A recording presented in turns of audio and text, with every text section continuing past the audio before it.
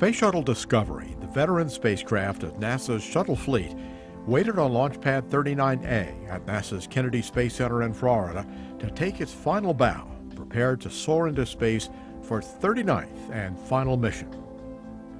Commander Steve Lindsay, on his 5th shuttle flight and 3rd on Discovery, led the way out of the operations and checkout building where the astronauts donned their orange flight suits.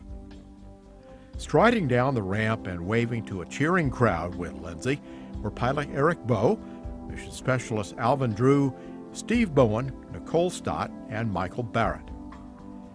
In an extraordinary gesture of respect for each other and the vehicle that will take them into space, the crew stopped for a quiet moment and huddled together before their momentous journey.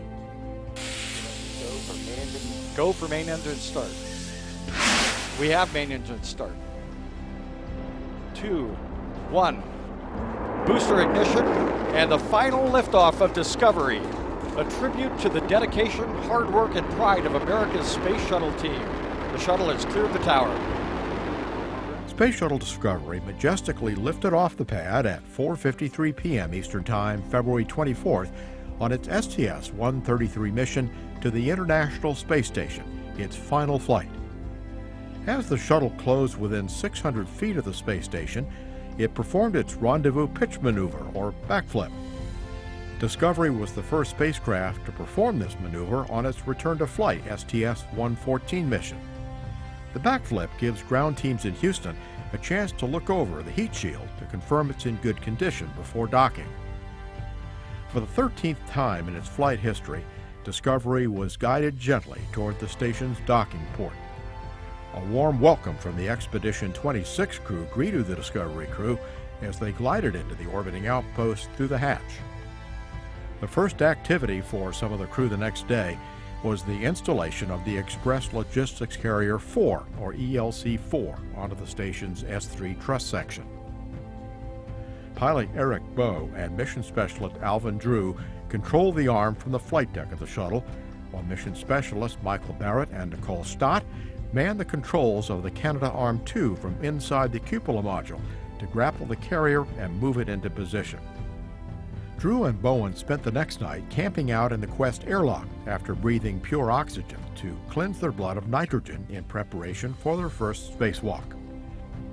After stepping out into space, Bowen, perched at the end of the station's robotic arm, said he got the view of a lifetime before he began working on replacing the ammonia pump.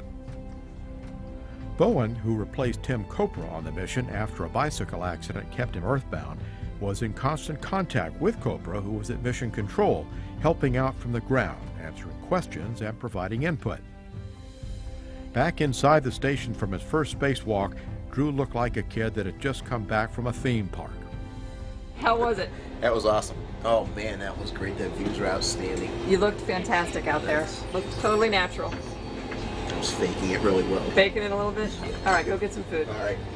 On Tuesday, Stott and Barrett grappled and lifted the Permanent Multipurpose Module, or PMM, loaded with equipment and supplies, including Robonaut 2, out of Discovery's payload bay using the station's 58-foot robotic arm, and installed it to the Earth-facing port of the Unity node, completing the assembly of the ISS.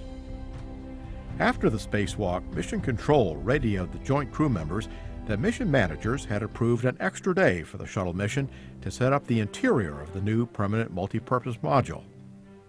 Lindsay and Station Commander Scott Kelly opened the hatch on the PMM, and after a brief christening ceremony, all of the crew members floated into the 21-foot-long module. Robonaut 2, still encased in its travel box, was gingerly moved out of the PMM to its storage area and secured in place for future use. Discovery and ISS, please stand by for the President. Hello, everybody. Hello, Mr. President. Welcome aboard the International Space Station. Well, look, I wanted to call and just say how personally proud I am of you and all that you're accomplishing. A special long-distance phone call was made from President Barack Obama to the 12 members on board the station, congratulating them on their accomplishments. The entire crew was occupied transferring and stowing thousands of pounds of equipment, setting up racks and science equipment. After 8 busy but satisfying days aboard the station, it was time for the Discovery crew to leave. Kelly wished them fair sailing, a a safe trip back to Earth, and a warm goodbye to Space Shuttle Discovery and appreciation for its outstanding support of the station. Fond farewells shared, hatches closed, the shuttle undocked with the traditional ringing of the ship's bell. Discovery departing. Commander Lindsay spoke about this final day in space, final voyage for Discovery, and its remarkable history. On this final day on orbit, when I think about Discovery, I think about all that. I think about all the people that went before us on this vehicle, but mostly what I think about are the thousands and thousands of people across the Space Shuttle program these past 30 years who designed this vehicle, built this vehicle, have taken care of this vehicle, and operating this vehicle, not just from the cockpit, but also those who operated this vehicle from the ground. And that is her greatest legacy to me. A last and a first took place on the same mission when the crew's wake-up song was performed live from Mission Control in Houston by Big Head Todd and the Monsters, singing their song Blue Sky on Discovery's last day in space. New song for the world. Good news for Mission Control informed the crew that they were cleared for a deorbit burn on the first landing opportunity at NASA's Kennedy Space Center in Florida. The day was clear as a bell and picture perfect as Discovery broke through the atmosphere from a brilliant blue sky, trailing the twin sonic booms, heralding its approach. Landing for the final time on runway 15 at Kennedy Shuttle Landing Facility at 11:57 a.m. Eastern Time, March 9th, Discovery completed a flawless 13-day mission. To its credit, Space Shuttle Discovery logged an incredible 39 missions, a total of 365 days in space, traveling 148.2 million miles by the end of its remarkable history. And Houston Discovery for the final time. We'll stop. I'm extremely proud of this crew here. My crew did a fantastic job. The ground teams did a fantastic job. We accomplished every objective we set out to do then, and plus a whole bunch more. It was a privilege to be able to be in charge of her for just a couple of weeks, and I'm sad to give her back, but I couldn't imagine giving her back into better hands than this group right here.